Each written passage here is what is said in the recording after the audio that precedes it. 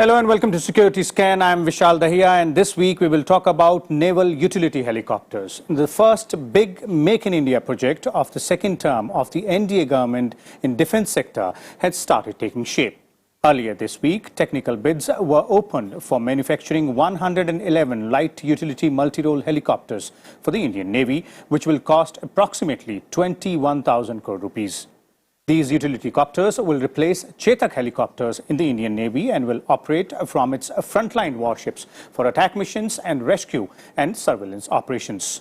According to reports, 3 foreign manufacturers have submitted bids for this project, while European firm Airbus has offered 2 platforms, H-145M and AS-565 Panther.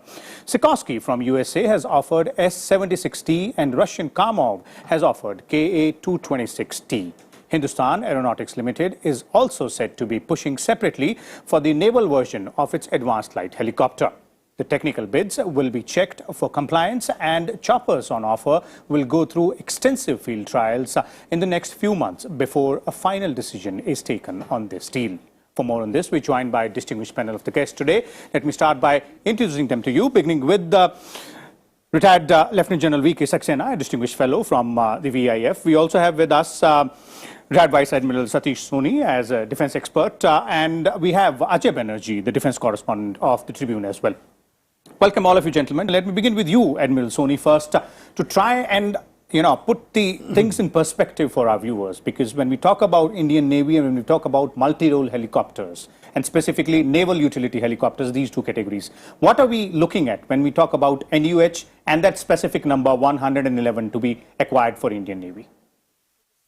You see, in naval warfare, integral air has become extremely important. Integral air essentially means the naval fleets and the naval ships who have the capability of launching aircraft. It could be an air defense aircraft, which would mean from an aircraft carrier, or it could mean a heavy helicopter, multi-role helicopter capable of carrying out ASW missions, attack on ships, etc. Or it could mean a smaller helicopter, which we call the Naval Utility Helicopter. So the Naval Utility Helicopters are essentially embarked on board most of our ships, which are frigates and above, and they are used for say anti-piracy missions, which means that they would have a gun fitted on board the aircraft and they would be able to apprehend or prosecute ship pirates at sea. Okay. Or they would be used for communication duties, that means carrying out personnel from one ship to the other, or they would be used for search and rescue, or casualty evacuation. So essentially, or just carrying out surveillance at sea.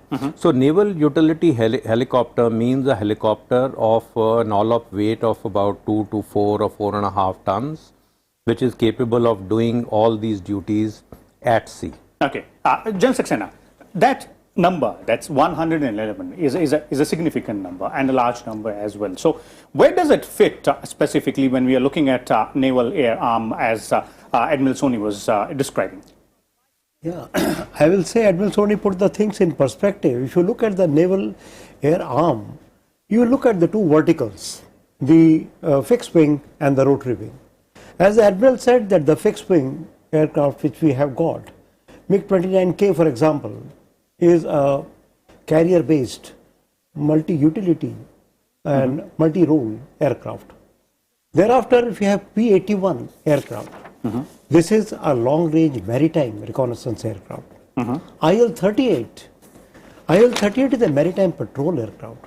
We also have the version of HAL Tejas, which is now doing the trials for operation from aircraft carrier. The shore-based test facility has come up in Goa, and lately we heard in May 2019, Admiral Arun Prakash took a sortie on this aircraft.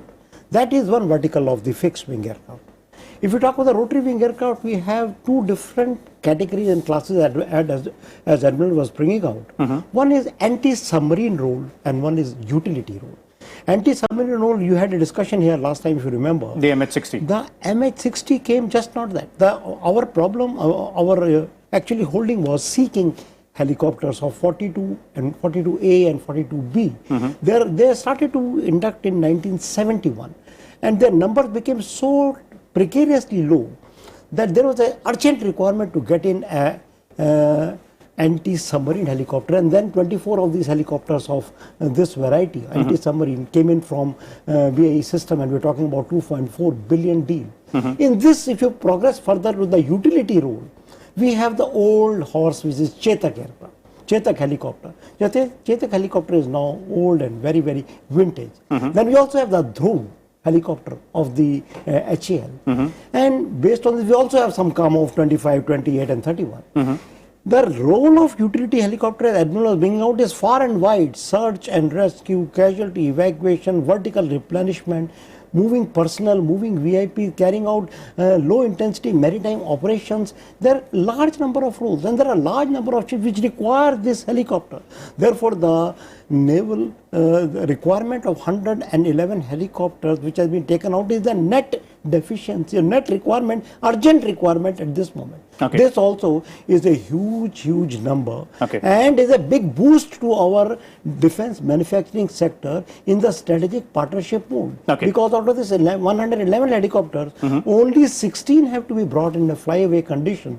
Rest 85 have to be built in India. Out of these, 3 majors have to set a global class facility in India. In India, and that will be under the Make in India program. Well, that's where I want to bring you, Ajay. You know, this is going to be the first big Make in India project in the defense sector for the second term of the NDA government, and the first big defense deal as well. So if you look at it in that aspect, that push to Make in India in the defense sector and the first deal in the new SP policy as well. So how significant would that be? Because this would test, these both things on that level. Yeah, crucially, because this is a test of this strategic partnership model, which is called the SP model. That means a foreign company can come to India, have a tie-up in India, and build that program or some component in India at the Indian manufacturer's base. Now, this will mean that it will need an ecosystem within India. An ecosystem means suppliers who are in India. They are not foreign, they are in India. That means the local boys or local companies learn how to make metallurgical parts, how to do complex avionics. Of course, it will be integrated from various companies. So, in other words, the Indian manufacturer will be kind of integrator of company equipment supplied from everywhere else. This will have a wide impact on local SME and MSME sector, which are at the moment just fledging in India, which is just growing, which will grow faster after this. Crucially, I want to add, Vishal, these NUH have a very critical role for, just to explain to our viewers. For example, there is something needed on a warship, and that thing is 300 kilometers away. The ship to sail and come back will take around 1 day. A helicopter will go and come back in 90 minutes. So if, for example, something... Substantial amount of time can be saved, resources something has to be picked saved up from shore. The helicopter will come back 300 kilometers in probably 90 minutes and be back. The ship to go and cover that distance of 300 kilometers and back will take around a day. So that is the difference it will make. That's a significant aspect as well. But Admiral Soni, on the new SP policy, since this will be the first big major project, how do you see this moving ahead? It's a huge project, 111 helicopters, out of which only 16, as General Saxena was pointing out, will be brought in the ready to fly condition, but rest will be manufactured here only. No, it is a very significant amount, the number of helicopters and the amount of money, 21,000 crores. And the ecosystems that would be created would benefit the aviation industry, not only the military industrial complex, but also the aviation military industry in the country. So I think from that point of view, our government should hasten this project.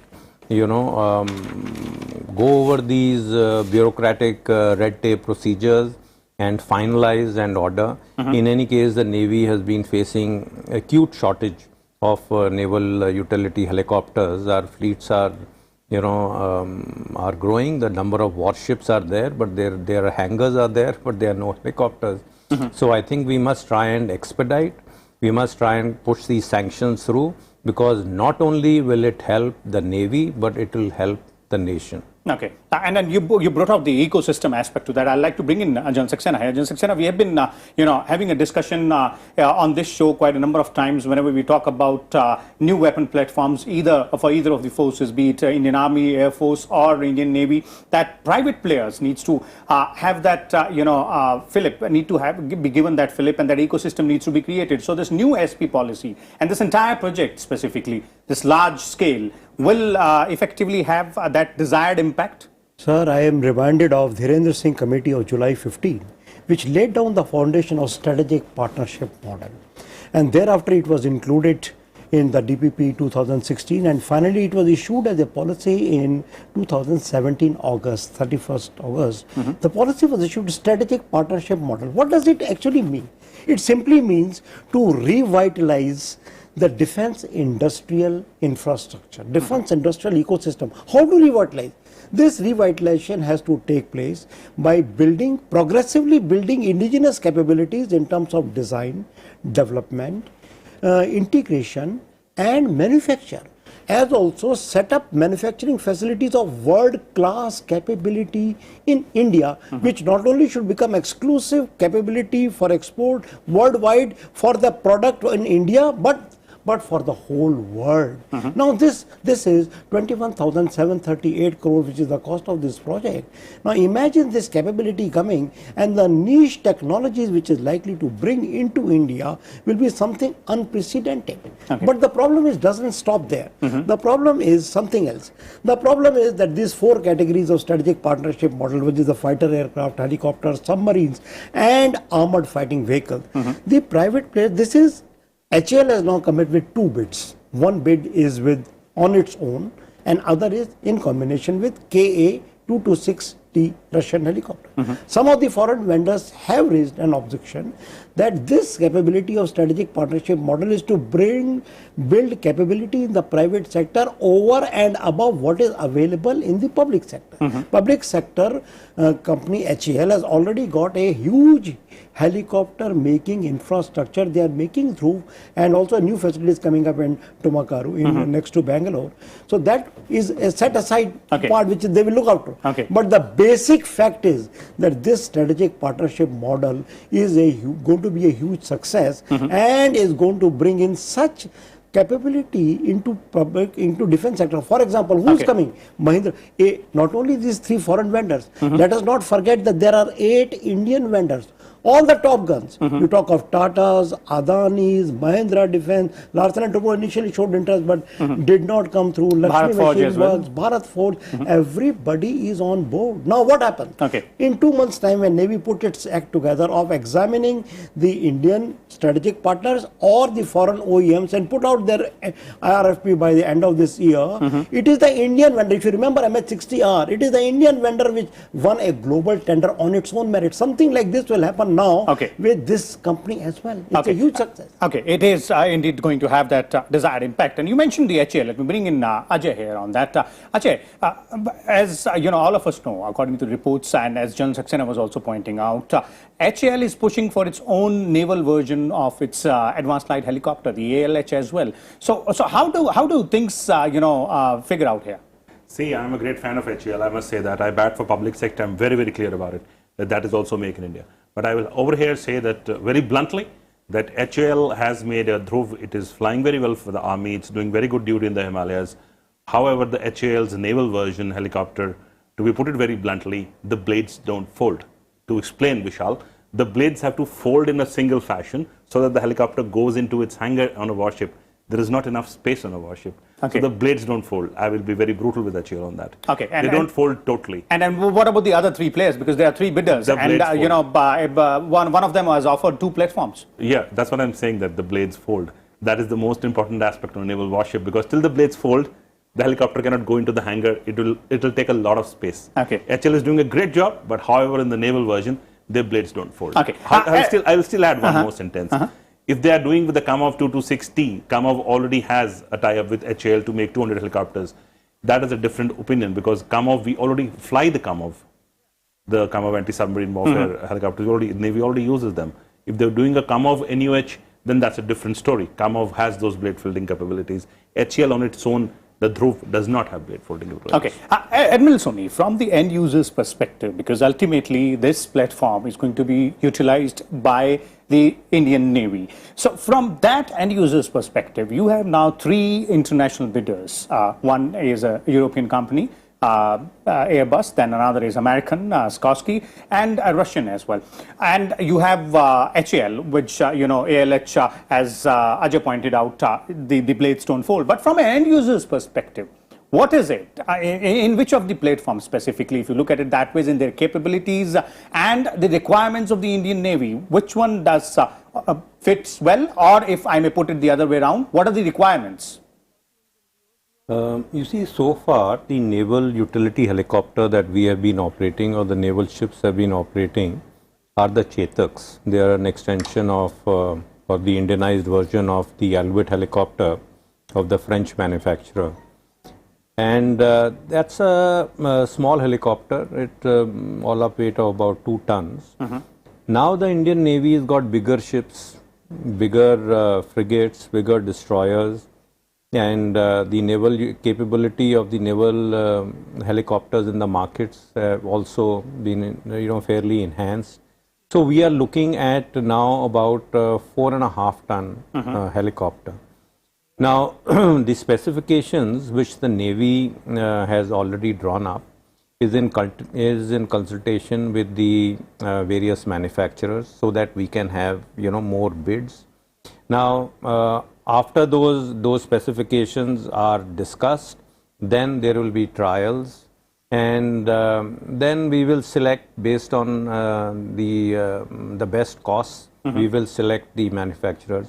This is a process, and the process has been followed for all the acquisitions we have been having, and this process will be duly followed up. Okay. And insofar as the Navy is concerned, I suppose we would be looking at the helicopter which performs the best during trials and meets all the specifications. Okay, which meets all the requirements. But General Saxena, from the technical capabilities point of view, how would you look at all these players who are in the fray here? Actually, the Admiral already gave a broad view. There are 5 machines, as we all know. The first Airbus has given 2 H145 and 2 H76T. Both these are 4-ton machines. And whereas if you look at the Skorsky, it's a 5-ton machine. Kamov is a shorter 3.6-ton machine. If you look at all the helicopter, all of them are twin engine at the moment. If you look at various functions, if you look at the passenger carrying capability, it is a Skorsky which has got 13 passengers. Otherwise, the passengers are 8 to 10. Kamov has got only 7.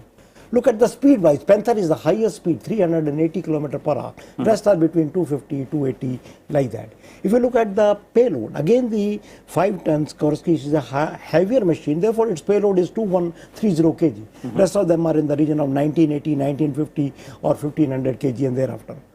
But the crux of the issue is that all of them meet the basic services qualitative requirement which have been laid down by the Indian Navy, and the final test of the pudding will be the one which performs the best in the field evaluation trial, because the procedure is what? After the RFP is issued, the technical commercial bid, the technical and the commercial 2-bid system will be received. The technical bid will be opened and it will be put through the technical evaluation committee. After that, the technically qualified vendors will be put through the field evaluation trials. The trials will take place. After the trial reports will be again put to GS evaluation to say whether all the trial parameters have been checked out, everything have been, and who are the vendors who finally come out. Thereafter will be, as the Admiral was saying, it will be followed by the contract negotiation committee, then price negotiation committee, and thereafter the biggest thing will come up of the strategic partnership model of the Indian vendor giving the indigenization roadmap. How will he indigenize? How will this partner will make those 85 of these helicopters in what time frame? What is the facility for integration, assembly, manufacture, audit? Everything will roll. Because strategic partnership model is different from the buy and make procedure. It is to bring in the niche technology. It is to revitalize the defense industrial ecosystem, which is the main plank of this whole thing. Okay. Ajay, a technical bid's been opened is a significant landmark in any particular deal. But if you look at the timelines of several defense deals, and this is something which we have discussed earlier as well. So how would you place this particular deal for the 111 NUH on the timeline scale vis-a-vis the other deals which we have entered in the past, and there have been time lags there and quite huge ones? Vishal, your viewers should not take it as a political comment. This NUH should have been done 2 decades ago. In one sentence, it should have been done 2 decades ago. The Chetak started 1960 design. And we are, in the past 20 years, have increased our naval warships to newer modular class constructions. They are state of the art and they need best helicopters. Chetaks flying on them looks very odd, and the technical parameters of Chetaks, they have their own limitations to flying at sea and flying at night. The technology is 1960, imagine. We are living in 2020 now. 6 months down the line, it will be 2020. So you're flying a helicopter which was designed 60 years ago for some other need, some other wars, some other requirements. Today you are a different requirement. You are a growing navy. You are aspiring to have a space on the global high table. You are among the top 5 navies of the world. You aspire to have a greater role in Asia Pacific, or Indo-Pacific as the US calls it, and also be the net security provides the Indian Ocean region. So the smaller nations who are looking up to you also know that Chetak is 1960 technology. You rather show them some new technology to be taken seriously. That is my point. Okay. Admiral Soni, your aspect on that? Oh, well, I would say that, we are already overdue. We are short on numbers, and the government must process this deal. And as we have seen in the past, some of these acquisition projects, especially with the heavy outlays, get derailed on account of false acquisition. Most of them are false acquisitions. So I think as a nation, we must come together and progress this. It is important for the Navy, it is important for the country, but most importantly, it is important for our military-industrial complex to grow, as these strategic partnerships should prove successful. Okay. General Saxena, better late than never, as both the gentlemen are pointing out. I personally feel that this is a project which should have happened day before yesterday, actually, because as the Admiral bringing out that we are starkly short of naval utility helicopters. How did we buy at what stage did we buy the anti-submarine helicopter? And what was the stage of S-42, 42A? It was only dwindling down when 24 of this MH-60R came about. And similar is the case, we are flying Chetak Dhruv, the Chetak helicopter, which is of no match. The Dhruv, the 200 on order, have nowhere to meet the total requirement of so many ships with the hangars with no helicopter. This 111 deal which has come through has been actually green signaled on 25th August 2018, last year. Okay. It's only in February 19 we have been able to issue the EOY, and as it is nearly a year is passing after the DSC deal. Now we should put our act together and basically take this deal to strengthen and revitalize the defense industrial ecosystem, because the private sector is looking ahead for empowerment, for enablement, and for production capabilities of niche technologies. Okay, so clearly there it is, as pointed out by our panelists, clearly that this is a deal which should have been done day before yesterday. That is, we're almost a bit late on that, but as our panelists are pointing out, better late than never, and the ball has been set rolling for the acquisition and Make in India manufacture of 111 naval utility helicopters for Indian Navy. We'll keep you updated on the developments on this deal as well as other aspects of the defense sector. Keep watching Rajya Sabha Television.